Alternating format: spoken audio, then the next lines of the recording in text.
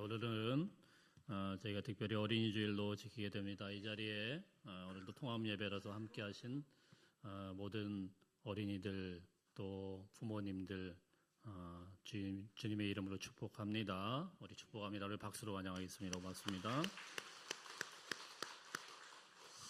여러분, 어린아이들을 보면 어떤 생각이 드십니까? 물론 좀 다를 수는 있겠지만은 대부분은 귀엽고 사랑스럽고 뭘 해도 이제 밉지 않은 게 어린아이 아니겠어요? 근데 여러분, 사실 이렇게 당연한 마음이 역사적으로 보면은 어른들에게서 오랫동안 아이들 갖다가 무시하고 외면하고 또 그들을 갖다가 멸시하던 그런 때가 오랫동안 지속되다가 이 당연한 마음, 아이들을 정말 존중하게 생각하고 또 아이들 갖다가 귀엽게 생각하고 대우해주는 그런 때가 사실 우리나라에도 한 100년 정도밖에 안 됐습니다. 어린이라는 그 말은 원래는 사실은 좋은 뜻이 아니었습니다. 훈민정음에 보면은 세종대왕이 한글을 만들었을 때 이렇게 이야기를 했습니다. 나란 말씀이 균극에 달아 고어가 그래요. 문자와로 서로 삼았디 아니할세 뭐 이렇게 해가지고 우리나라 말이 중국과 좀 달라가지고 세종대왕께서 이 한글을 창제하면서 거기서 이런 말을 써놨습니다. 이런 전차로 어린 백성이 니르고저 홀빼이셔도 뭔 말인지 하나도 모르죠? 이런 백성들이 어리석은 백성들이 이 어리석다는 말이 어리다 이렇게 쓰였습니다. 어리석은 백성들이 말하고자 하는 바가 있어도 중국과 문자가 달라서 좀 말을 잘 못한다. 그래서 훈민정음을 만들었다는 그런 이야기죠. 제가 국어를 잘했습니다. 옛날에.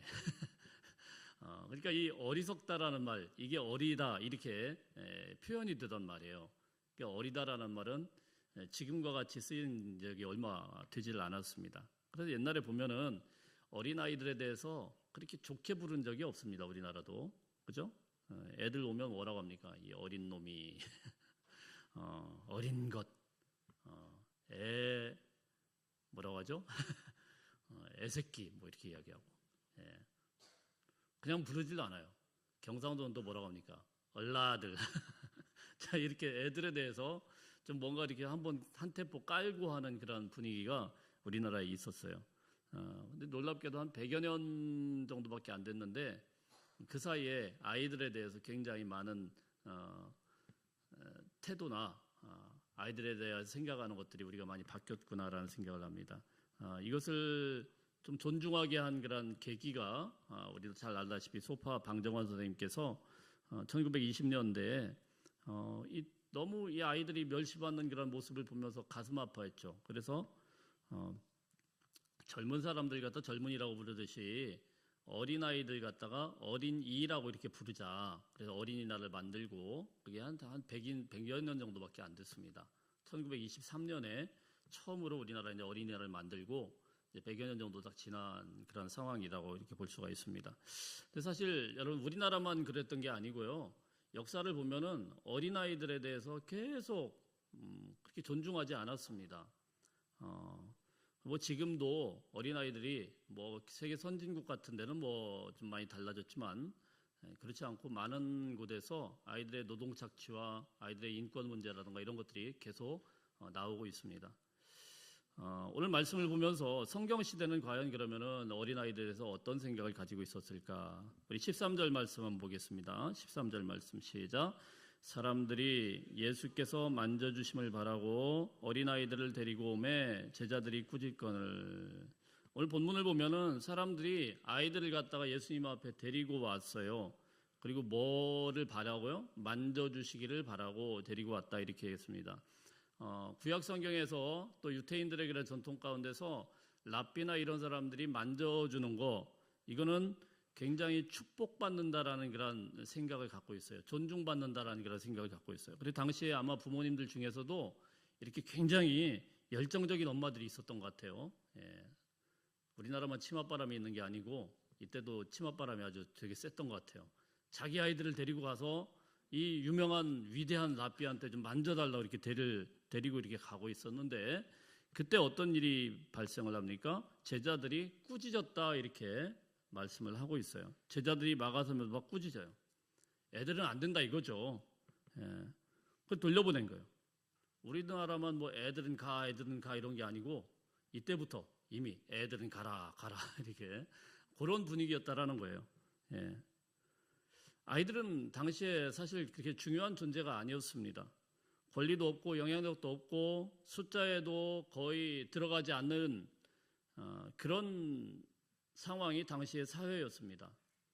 여러 가지 뭐 상황이 있겠지만 사회적인 분위기도 그렇지만은 실제로 그 당시에 영아 사망률이 한 30에서 50%까지 올라갔다고 합니다. 절반 이상은 아이들이 죽는 거예요. 그러니까 이 아이가 태어나서 자라나가지고 어른이 될 확률이 그렇게 높지가 않아. 그러니까 어른이 되면은 야, 네가 참 힘든 세상 잘 살아왔구나 이렇게 존중을 해주지만 어린아이는 존중을 하지 않는 거예요. 삶 자체가 그랬습니다. 그래서 어린아이에게 무슨 뭐 큰 감정적인 에너지라든가 뭐 이런 것들 쏟을 그런 여력도 없었고 그런 경향이 전혀 아니었기 때문에 제자들의 입장에서는 가만 보니까 우리 귀하신 예수님께서 사역을 하시는데 이 얼라들이 와가지고 자꾸 이렇게 나오는 게 별로 이렇게 신경이 거슬리는 거예요. 우리 귀하신 예수님께서는 좀 그래도 좀 어느 정도 가치 있는 사람들 만나야지 아무도 이제 쓰잘데기 없는 애들 만나가지고 이렇게 다니면 되겠어요? 뭐 이래가지고 아마 그 중에 제자들이 누군가가 막 말렸던 것 같습니다. 애들은 가라. 여기 애들이 얼쩡대는 게 아니다. 뭐 이렇게 이야기를 했습니다. 근데 그 순간에 아주 놀라운 일이 벌어지는데요. 14절 말씀 한번 읽어봅니다. 14절 시작. 예수께서 모시고 노하시어 이르시되 어린아이들이 내게 오는 것을 용납하고 금하지 말라. 하나님의 나라가 이런 자의 것이니라. 우리 주님이요 노하셨다, 화내셨다 이렇게 말씀을 합니다. 용납하고 금하지 말라 이렇게 말씀을 해요. 용납하라는 말은 적극적으로 받아들이라는 거예요. 그냥 오는 걸 그냥 수동적으로 받아들이는 게 아니고 적극적으로 아이들이 오도록 해라라는 거죠. 그리고 금하지 말라는 건 뭐예요? 방해하지 말라는 거예요. 당장 그만두라는 거예요. 너희들 그렇게 하는 거 잘못됐다라고 아주 강하게 경고성의 명령을 우리 주님이 딱 하신 겁니다. 아무리 어린아이라고 하더라도 절대로 무시해서는 안 된다. 그리고 주님은 아주 놀라운 선언을 하시는데요. 뭐라고 합니까? 하나님의 나라가 그들의 것이다. 이런 자의 것이다. 하나님의 나라가 바로 이 어린아이들과 같은 어린아이들의 것이다. 할렐루야. 이 표현은요 단순하게 어린아이들이니까 천국에 간다라는 그런 표현이 아닙니다. 갈지도 모르고 안 갈지도 모르는 그런 미래적인 표현이 아니고 현재적인 표현이에요. 이 어린아이들은 천국 시민권을 가졌다 이렇게 표현을 하는 거예요. 오늘날 우리가 이민 갔을 때 시민권 한번 받는 게 정말 어려워요. 저도 호주에 좀 살다가 거기서 이 시민권 받는 게 너무 까다롭고 너무 절차가 복잡해요. 쉽지가 않아요. 그 사이에 얼마나 많은 것들을 겪어내야 되는지 몰라요. 뭐 단순하게 영어 잘한다고 되는 게 아닙니다. 그래서 결국은 탈락하고 왔어요. 시민권 받는 게 쉽지 않아요. 근데 오늘 우리 주님께서 뭐라고 합니까? 이 어린아이들에서 그냥 천국 시민권을 그냥 도장을 꽝 찍어준 거예요. 할렐루야. 얼마나 놀라워요. 얼마나 놀라워요. 제자들이 아이들이 한번 가까이 오지 말라고 했다가 아주 그냥 호되게 주님 앞에 혼난 겁니다. 사랑하는 성도 여러분, 혹시 우리는 제자들처럼 아이들을 주님께 나오는데 가로막고 있는 그런 존재들은 아닙니까? 2016년에요 국민일보에서 이런 통계를 냈습니다. 한번 띄워줘 보실래요? 학원 시간하고 교회 예배 시간이 겹칠 때 자녀들이 교회에 빠져야 되나 학원에 가야 되나 이런 통계를 냈어요. 재밌는 통계죠. 학원 시간과 교회 시간이 딱 겹쳤을 때 자녀들을 어떻게 하겠습니까? 이걸 질문을 한 거예요. 2016년도에. 근데 너무 재밌는 결과가 나왔어요. 놀라운 결과죠. 자, 보세요. 보이세요? 중직자가 빠질 수 있다. 아이들을 교회 빠지고 학원 보내야 된다. 라고 대답한 중직자가 57.4%. 거의 60% 이상입니다.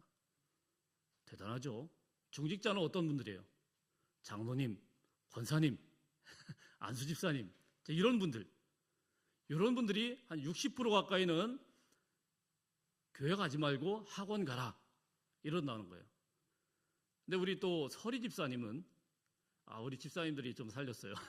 서리 집사님들 몇 프로요? 34.2%.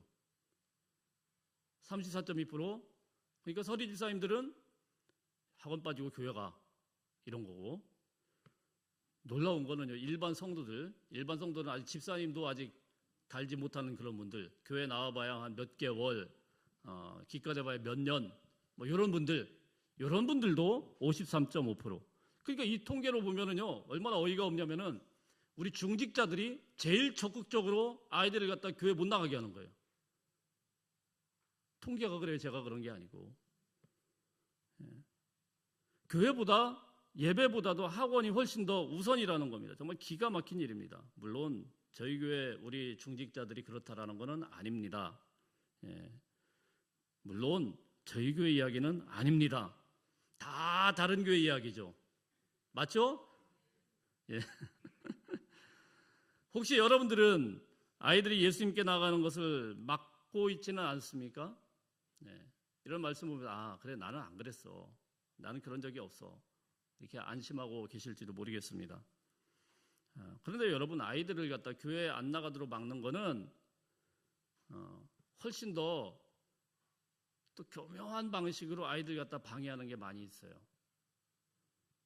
설마 그랬는데 이런 것들 때문에 아이들이 안 나온다라는 거죠. 요즘에 아이들이 교회를 나가다가 그 다음 세대로 이어지지 않고 안 나오는 아이들을 보니까 대부분은 다 어떤 아이들이냐면요, 직분을 봐줬던 그런 사람들의 아이들이 적극적으로 교회를 안 나와요. 저희 교회도 사실 이건 피해가지 못합니다. 왜 그런 일이 발생을 할까? 이걸 또 연구를 해봤습니다. 왜 아이들이 엄마가 그렇게 열심히 믿고 아버지가 그렇게 열심히 다니고 교회에서 직분까지 다 받았는데 왜 안 나갈까? 어떤 아이한테 물어봅니다. 우리 아빠는 장로예요. 우리 엄마는 권사예요. 근데 나는 안 가요. 왜?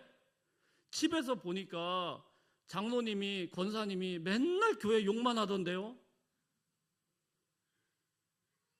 그러니까 예수를 열심히 믿고 장로님 믿으면은 그만큼 또 욕을 더 많이 한다는 거예요, 집에서. 우리 교회 봤더니 어떤 집사님, 어떤 권사님, 목사님 말이야, 예배 시간에 말이야, 그런 식으로 막 그냥 이렇게 막 비판적으로 이야기를 하니까 그 아이들이 듣고는 판단을 하는 거예요. 야, 교회는 정말 깊이 다닐 곳이 아니구나. 알면 할수록 욕만 하는구나. 자, 이렇게 판단해서 아이들이 안 나간다는 거예요. 열심히 다니면 다닐수록 교회에 자꾸 비리가 보이고 잘못된 게 보여요. 앞장서서 이야기해요. 저도 참 안타까운 게 요즘에 목사님들 중에서 목회를 안 하시고 나가시는 분들이 있어요. 교회를 안 나갑니다. 소위 가나안 성도라고 하죠. 거꾸로 하면 안 나가 성도. 그래갖고 안 나가요. 안 나가시면서 이 가나안 성도들 중에 목사님들이 제일, 제가 이제 페이스북 같은 데 보면은 제일 적극적으로 목사 안수 받으시고 목회 안 하시는 그런 분들이 적극적으로 교회에 대해서 비판적이에요. 물론 제가 한국교회가 또 저희 교회가 그렇게 비판받을 일을 전혀 안 했다라는 게 아닙니다. 비판받아야죠, 받을 거는. 제일 적극적인 분들이 그런 분들이에요. 교회를 너무 잘 아시는 분들, 이런 분들이 막 그냥 온갖 말들을 다 써내면서 뭐 하나 걸렸다 싶으면 그냥 온갖 비판을 다 쏟아냅니다. 날카롭게 합니다. 오랫동안 신앙생활했기 때문에 얼마나 날카롭게 문제들을 막 들춰내고 이야기를 하는지 몰라요. 자, 이런 이야기들 계속 하니까 아이들이 생각할 때 어떻게 해요? 교회는 다니면 다닐수록, 깊이 들어가면 들어갈수록 안 좋구나, 은혜가 안 되는구나, 비판만 하겠구나. 그래서 결국은 그런 부모님들 때문에 아이들이 안 나간다라는 거예요. 이 연구 결과예요. 그럼 부모님들이 열심히 교회를 다니는데 그 부모님들을 보고 아이들이 안 나가는 거예요. 어떤 분은 또 이렇게 이야기합니다. 야, 나는 교회 직분자라서 어쩔 수 없이 교회를 다니지만 너희들에게는 자유를 주마. 할렐루야. 얼마나 나는 관대한지 몰라. 너희들에게는 자유를 주마. 종교는 너희가 선택해서 가면 돼. 교회는 어쩔 수 없이, 나는 어쩔 수 없이 직분을 받아서 꾸역꾸역 가야 되지만 너희들만은 아빠와 같은 그런 인생을 살 필요 없어. 자유를 주마. 할렐루야. 그래서 안 나오는 거예요. 다녀오기만 하면, 교회 다녀오기만 하면 한숨 쉬고, 교회 다녀오기만 하면 슬픈 표정을 짓고, 교회 다녀오면 막 은혜가 넘쳐야 되는데, 교회 다녀오면 뭔가 막 스트레스가 되고. 그러니 여러분, 아이들이 그걸 보고 어릴 때부터 자라나면서 무슨 생각이 들까요? 아하, 교회 다니면 저렇게 비관주의자가 되는구나. 자, 이렇게 되는 거예요. 사랑하는 성도 여러분, 기억하십시오. 아이들은요, 듣는 대로가 아니고 보는 대로 그대로 살아가는 거예요. 부모가 믿는 만큼 그 믿음의 분량을 따라가는 게 아니고 부모가 살아내는 만큼 그 삶을 따라가는 거예요. 예수님은 그래서 이 문제를 절대로 가볍게 보지 않습니다. 아이를 주님께 오지 못하도록 하는 거, 이거는 주님이 굉장히 분노하시는 일이었다는 거예요. 그렇다면 여러분, 오늘 이 말씀을 통해서 우리가 질문을 한번 바꿔보십시다. 우리는 어떤 신앙을 보여줘야 될까요? 예수님은 계속해서 말씀하시는데 15절 말씀 한번 읽어봅니다. 15절 시작.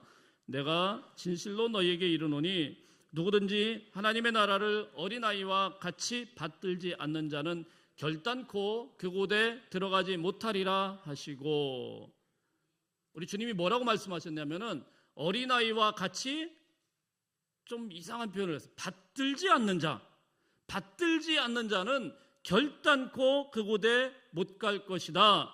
그러니까 천국에 들어갈 조건이에요. 가장 중요한 조건이 뭐냐면은 어린아이들과 같이 하나님 나라를 받들지 않는 자. 이게 좀 번역상의 좀 문제였는데, 하나님 나라를 어떻게 떠받드나요? 그런 뭐 뜻도 있긴 있지만은 정확한 뜻은 이렇습니다. 하나님 나라를 그대로 어린아이처럼 받아들이는 자, 이런 뜻입니다. 순수하게 받아들이는 자. 여러분, 어린아이들의 가장 큰 특징이 무엇이냐면요, 그냥 받아들여요. 그냥 뭔가 필터링이라는 게 없어요. 그걸 할 수 있는 아직 장치가 발달을 안 했어요. 그냥 그대로 받아들여요. 그래서요, 영어 같은 것도 보면 애들 때 배워야 잘해요. 왜냐하면 애들은요, 그냥 영어를 영어로 듣는데 조금만 자라나면 필터링이 돼요. 영어를 영어로 안 들어요. 그죠? 그래가지고 거기서 자꾸 이제 한국말로 자꾸 들으니까 그렇게 늦은 거예요. 자, 어린아이들은 그대로 받아들여요.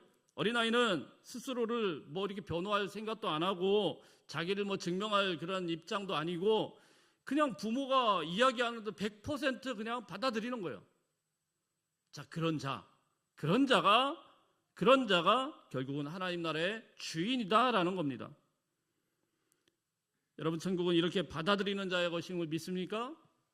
노력해가지고 열심히 최선을 다해가지고 천국을 따내는 게 아니에요. 그냥 받아들이는 거예요. 어린아이처럼 그냥 아멘 하고 받아들이는 사람의 것이다. 우리는 수도 없이 이런 이야기를 들었습니다. 그런 의미에서 오늘 이 말씀을 기억하시면서 우리의 신앙이 어린아이와 같은 그런 신앙으로, 순수한 신앙으로 돌아갈 수 있기를 축복합니다. 어린아이와 같은 그런 신앙은 어떤 것일까요? 한 4가지 정도를 말씀드리겠습니다. 첫 번째는요, 찾는 신앙입니다. 찾는 신앙. 아이는요, 부모가 그 눈앞에서 사라지는 순간부터 끊임없이 찾아요. 엄마 어디 갔나? 아빠 어디 갔나? 그러다가 애가 중학교 지나가고 고등학교 되고 그러면 어떻게 하죠? 부모님이 찾아댕겨요. 애가 어디 갔나? 갖다 놓으면 어디 도망가고. 거꾸로 되죠, 그죠? 신앙도 마찬가지. 어린아이와 같은 신앙은 무엇입니까? 찾는 신앙이에요. 우리 하나님이 어디 계신가? 하나님 우리 삶에 어떻게 말씀하시는가? 부지런히 찾는 신앙. 하나님 없이는 못 삽니다. 자, 이런 신앙으로 돌이키는 것입니다. 두 번째는 또 어린아이의 신앙이 무엇입니까? 변합니다. 쉽게 바꿔요. 어린아이를 변화시키는 것은 굉장히 어렵지 않습니다.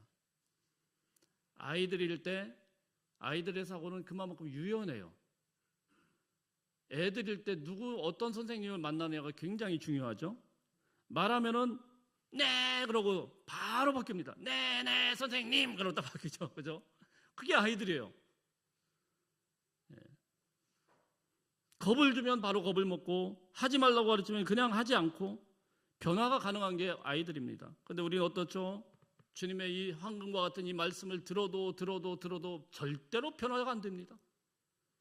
수십 년을 같은 말씀을 듣는데도 안 바뀌어요. 나는 목에 칼이 들어와도 나의 길을 가리라.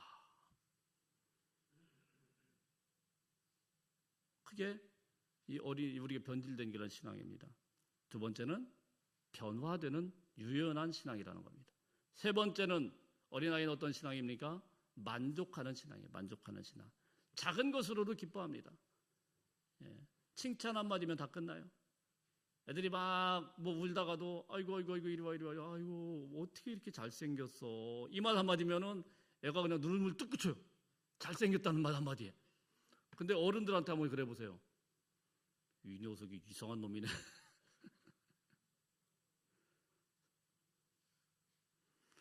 네 번째는 무엇입니까? 믿는 신앙입니다. 아이는 믿는데 의심하지 않고 100% 그대로 믿습니다. 우리 따라하겠습니다. 찾읍시다. 변합시다. 만족합시다. 믿읍시다. 어린아이와 같은 찾고 변화되고 만족할 줄 알고 잘 믿는 우리 귀한 성도님들 다 되시기를 주의 이름으로 축복합니다. 마지막으로 우리 16절 말씀입니다. 16절 말씀 시작. 그 어린아이들을 품에 안고 그들 위해 안수하시며 간절히 축복하시니라. 우리 주님은요, 아이들 야단치는 아이들 다 데리고 왔어요. 그리고는 품에 안았대요. 사랑하는 성도 여러분, 여기 어르신들 많은데 한번 여쭤보겠습니다. 손주들이 오면은 어떻게 해요? 할머니가 너 사랑하는 거 알지? 잘 왔네. 악수 딱 하고 딱 보내나요? 어떻게 하죠? 어이구 이놈 새끼 이 강아지 녀석 다 안죠? 그게 뭐예요? 그게 진짜로 아이를 사랑하는 거죠. 안고 품에 안고 볼 비비고. 자, 예수님께서 그렇게 하셨다는 거예요. 품에 팍 안고 이 아이들. 예수님은 다른 거 말씀하지 않았습니다. 아이들에게 뭐 가르치려고 하지 않았어요. 그냥 꽉 껴안고 심장 소리가 쿵쾅쿵쾅 들릴 정도로 꽉 껴안고 주님의 그 심장 박동을 느끼는 거예요. 그 심장 소리는 내가 너를 사랑한다, 내가 너를 책임진다 말로 100번 하는 것보다 훨씬 더 강력한 거 아니겠습니까? 사랑하는 성도 여러분, 오늘 우리 주님은 우리를 어린아이와 같이 품에 안으시는 분이신 걸 믿으시길 바랍니다. 평생 동안 자식들 뒷바라지하느라 거친 손 또 상한 마음들 우리 주님께서요 이 시간에 품에 안아주신다라는 거예요. 주님의 품을 의지할 수 있기를 주의 이름으로 축복합니다. 주님의 그 따뜻한 가슴 속에 깊이 파묻고 주의 사랑을 확인할 수 있는 저와 여러분들 다 되시기를 축복합니다. 말씀을 맺겠습니다. 사랑하는 성도 여러분, 우리 예수님께서 우리에게 말씀을 하시는데요. 어린아이들이 내게 오는 것을 막지 말라. 먼저 이 말씀을 붙들고 우리가 한번 우리 자신을 돌이키면서 회개할 수 있기를 바랍니다. 말로, 태도로, 삶으로 혹시라도 우리가 어린아이들의 앞길을 막고 있었다고 하면은 아이를 바꾸려 하기 전에 먼저 내가 변화될 수 있기를 바랍니다. 아이를 예수님께 보내기 전에 내가 먼저 예수님 앞에 예수님의 품으로 달려갈 수 있기를 바랍니다. 순수한 신앙으로 어린아이와 같은 신앙으로 천국을 소유할 수 있는 저와 여러분들 다 되시기를 주의 이름으로 축복합니다. 기도하겠습니다.